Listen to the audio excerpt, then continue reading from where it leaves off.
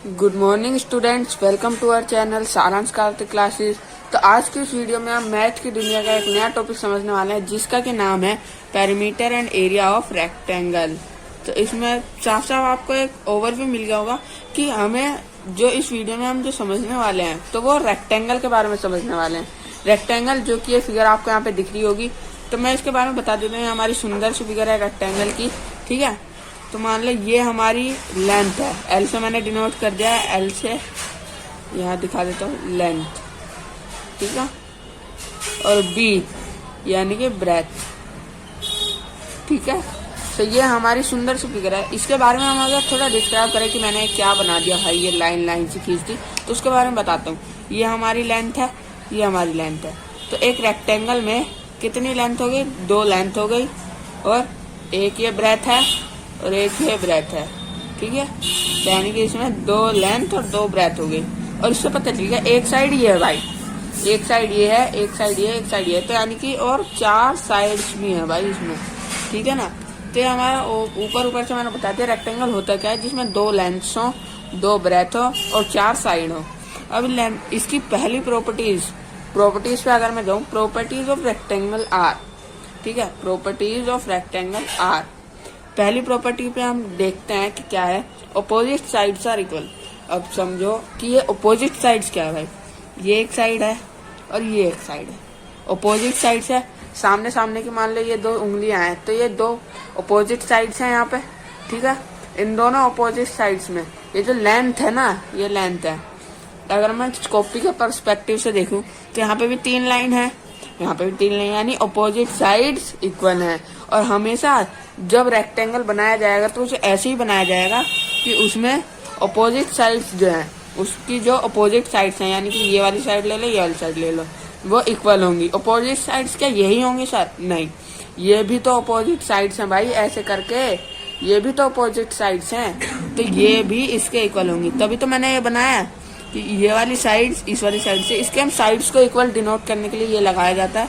ये वाली साइड्स ये वाली साइड के इक्वल है।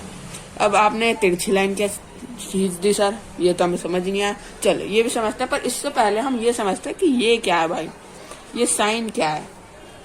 इस साइन के बारे में समझते हैं। दूसरी प्रॉपर्टी हमारी इसी बात में, all angles are of 90 degree. अब बता समझो एंगल क्या होते हैं। एंगल ये होते हैं जब एक ही पॉइंट से 2 लाइन सेगमेंट निकलती हैं, अब वो चाहे कितने, तो उनके बीच का जो डिस्टेंस होता है, डिस्टेंस जो होता है उसी को हम असलियत में एंगल कहते हैं। यानी कि चाहे वो ऐसे हो, ठीक है, चाहे वो ऐसे हो, चाहे वो ऐसे हो, या फिर वो सिर्फ ऐसे ही हो, चाहे वो ऐसे एंगल हो। इस पर भी फुल फ्लेज्ड वीडियो मैं अगली कुछ दिनों में लाने वाला हूँ कि सारे एंगल्स के बारे में हम टॉपिक पर क्लियर वाइज बातें करेंगे, ठीक है। तो इसमें समझ लेते हैं, हम इसको अच्छे से बना देता हूँ, ठीक है।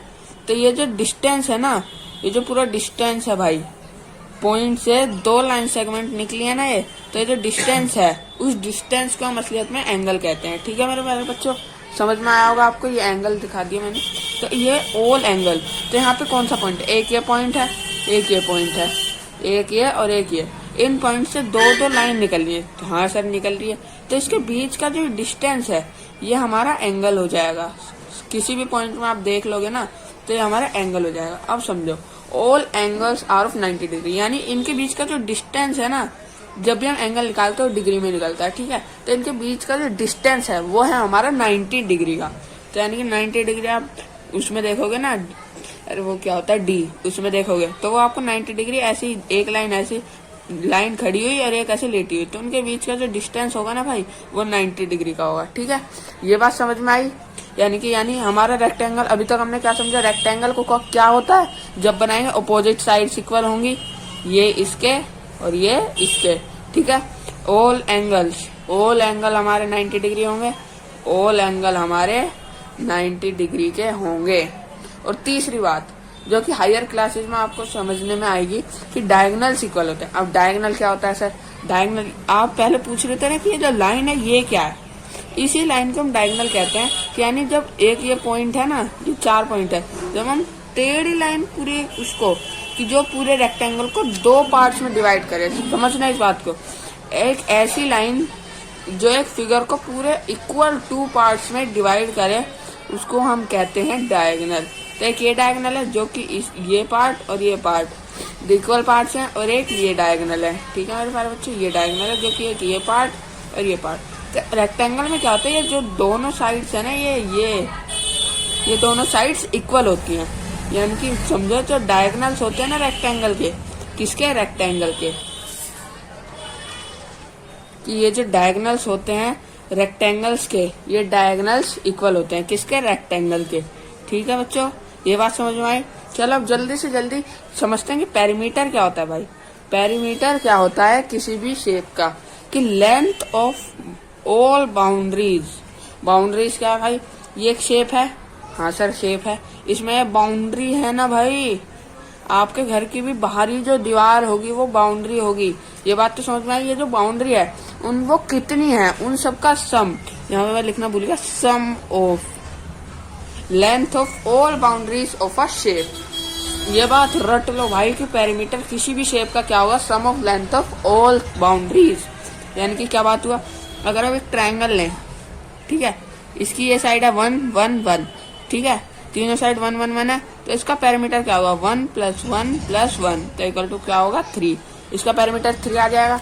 अगर हम देखें ये रेक्टेंगल है मान लो हमारा, अच्छा सा प्यारा सा सुंदर फिगर है, ये हमारी 2 है, तो हमने क्या समझा था पहली प्रॉपर्टी, ये जो ये है ये इसके इक्वल होगी लेंथ में, तो ये भी 2 हो जाएगी।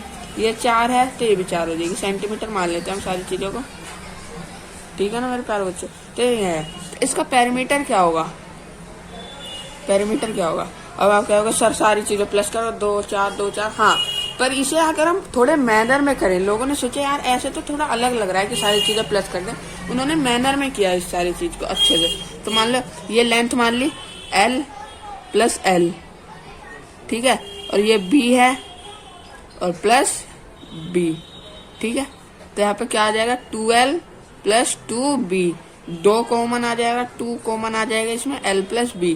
तो तभी आप ये पेरीमीटर का फॉर्मूला समझते हो, रेक्टेंगल का क्या होता है 2 ब्रैकेट में L + B।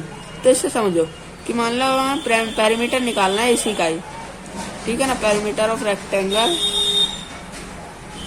निकालना है इसी रेक्टेंगल का, तो वो कैसे निकालेंगे, 2L + B फॉर्मूला लगाया, 2 ब्रैकेट में L क्या है, L क्या है भाई, लेंथ जो खड़ी हुई होगी 2 सेंटीमीटर, प्लस में ये क्या है, B क्या है भाई 4 सेंटीमीटर, ठीक है, बड़ी जल्दी जल्दी से करेंगे, ठीक है, और फिर 2 को ऐसे ही रहने दो, 2 और 4 6 सेंटीमीटर, मल्टीप्लाई, ब्रैकेट का मतलब होता है मल्टीप्लाई, तो 6 सेंटीमीटर कितना होगा 12 सेंटीमीटर। तो ये जो हमारा आंसर आया ना यहाँ पे, ये जो है इस पूरी फिगर का पेरीमीटर है, यानी ये सारी बाउंड्री जो है, इस पूरी बाउंड्रीज का जो लेंथ होगा वो हो गया हमारी 12 सेंटीमीटर की। ठीक है, ये बात समझ में आई। चलो एक और क्वेश्चन समझा देता हूँ आपको मैं। मान लो ये एक रेक्टेंगल है, ठीक है, ये एक रेक्टेंगल है, इसमें ये साइड जो है ये इसके इक्वल है, ये तो मैंने बता ही दिया ना। तो ये है हमारी 4.5 सेंटीमीटर की, ये भी 4.5 सेंटीमीटर की, पर ये जो है ये 9 सेंटीमीटर और ये 9 सेंटीमीटर। तो इसका पेरीमीटर क्या होगा ये निकालते हैं हम। ठीक है, पेरीमीटर 2L + B फॉर्मूले से निकालेंगे हम। 2L लेंथ क्या है भाई 4.5 सेंटीमीटर, प्लस में B क्या है कितनी 9 सेंटीमीटर। ठीक है, 9 और 4 13, 13.5, 2 × 13.5 सेंटीमीटर। मल्टीप्लाई कर लो, 2 × 5 = 10, 1 2 3 6 7 2 1 2, तो यहाँ पे हमारे पास आ जाएगा 27 सेंटीमीटर। ठीक है, ये हमारा आंसर आ जाएगा। इस पूरे के पूरे फिगर का जो पेरीमीटर होगा, इस पूरे फिगर का जो पेरीमीटर होगा वो हमारा आ जाएगा 27 सेंटीमीटर। ठीक है, ये कॉन्सेप्ट समझ में आया आप सभी को। चलो अगला कॉन्सेप्ट अब हम देखते हैं, एरिया क्या होता है। एरिया क्या होता है, ठीक है, एरिया यानी कि space covered by any figure या फिर शेप। ठीक है, स्पेस कवर्ड, स्पेस यानी कि मान लो रेक्टेंगल है, ठीक है, इसने कितना स्पेस, ये अंदर का ये सारा जो मैं कर रहा हूँ, ये सारा स्पेस कितना इसने कर रखा है, इसको हम कहेंगे स्पेस कवर्ड। स्पेस कवर्ड कितना कर रखा है भाई, है ना, सही बात है ना। तो स्पेस कितना कवर कर रखा है इस एक फिगर ने, तो ये सारा जो है ये हमारा स्पेस आ जाएगा। तो अगर हम निकालें एरिया ऑफ रेक्टेंगल, क्या होता है भाई, रेक्टेंगल, ठीक है, एरिया ऑफ रेक्टेंगल होता है लेंथ इनटू ब्रेथ, ठीक है, एरिया ऑफ रेक्टेंगल होता है लेंथ इनटू ब्रेथ। तो लेंथ क्या होगी, मान लो एक रेक्टेंगल है ये, इसकी लेंथ है 2 सेंटीमीटर, इसकी लेंथ है 4, वही निकालते हैं पीछे वाला, ठीक है, 4 सेंटीमीटर। तो इसका जो एरिया होगा वो क्या होगा भाई, यहाँ पे भी यही होगा ना, ठीक है। इसका एरिया क्या होगा, लेंथ क्या है 2 और ब्रेथ क्या है, ये सेंटीमीटर है, सेंटीमीटर मान लो ना भाई तुम, ब्रेथ क्या है 4 सेंटीमीटर, तो हमारी हुई 8 सेंटीमीटर स्क्वायर। हाँ, जो एरिया होगा, एरिया किसी भी फिगर का, किसी भी फिगर या शेप का, समझो, का हमेशा उसकी जो यूनिट होगी वो स्क्वायर में आएगी।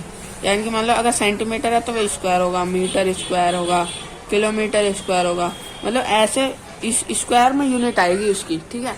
जैसे हम ऊपर कर रहे थे ना पीछे, ऐसे सेंटीमीटर, यहाँ तो सिर्फ सेंटीमीटर है 1 थी इस पे, तो ये नहीं आएगा, यहाँ पे स्क्वायर आएगा, क्योंकि इसका भी सेंटीमीटर, इसका भी सेंटीमीटर, मल्टीप्लाई में सेंटीमीटर की सेंटीमीटर से होती है, तो वो मतलब सेंटीमीटर स्क्वायर हो जाता है, ठीक है। ये बात समझ में आई, ये आप बात पे नोट करना, ये इम्पोर्टेंट चीज है, ये आपके पेपर में भी क्वेश्चन आ जाता है कि यूनिट क्या होगी। अगर ये रेक्टेंगल है, इसकी साइड्स दे देंगे आपको और इसकी यूनिट बताओ भाई एरिया निकालने की, ठीक है, तो वो आपको ऐसे स्क्वायर में जो भी हो उसे टिक कर देना, ठीक है। तो area of rectangle length into breadth होता है। अब हम दूसरे वाले रेक्टेंगल के निकालते हैं जो हमने किया था ना, यहाँ पे ये उसकी थी 4.5 सेंटीमीटर और ये थी 9 सेंटीमीटर। तो एरिया हो गया हमारा वही लेंथ इनटू ब्रेथ होगा, क्या होगा, लेंथ इनटू ब्रेथ होगा। लेंथ क्या है भाई 4.5 सेंटीमीटर, इनटू ब्रेथ क्या 9 सेंटीमीटर। तो अब इसे भाई मल्टीप्लाई कर लो, 5 4 लगेगा 40.5, क्या आएगा 40.5 सेंटीमीटर स्क्वायर। ये हमारा आंसर आ जाएगा, ठीक है। तो यहाँ तक कि आपको ये कॉन्सेप्ट समझ में आया। हमने क्या क्या समझा, पहले तो हमने रेक्टेंगल के बारे में समझा कि रेक्टेंगल होता क्या है, जिसमें 2 लेंथ होती है, 2 ब्रेथ होती है और 4 साइड्स होती है। इनके जो हर एक एंगल होगा इनका वो 90 डिग्री का होगा, डायगोनल इक्वल होंगे और अपोजिट साइड्स भी इक्वल होंगी। ये हमारी प्रॉपर्टीज है, एक बार स्क्रीनशॉट ले लेना, ठीक है। पेरीमीटर क्या होता है, sum of length of all boundaries of a shape, ठीक है। तो यहाँ पे हमने थोड़े क्वेश्चन सोल्व किए, ठीक है ना, ये देख लो। और फिर यहाँ पे एरिया क्या होता है, इसका भी स्क्रीनशॉट ले लो।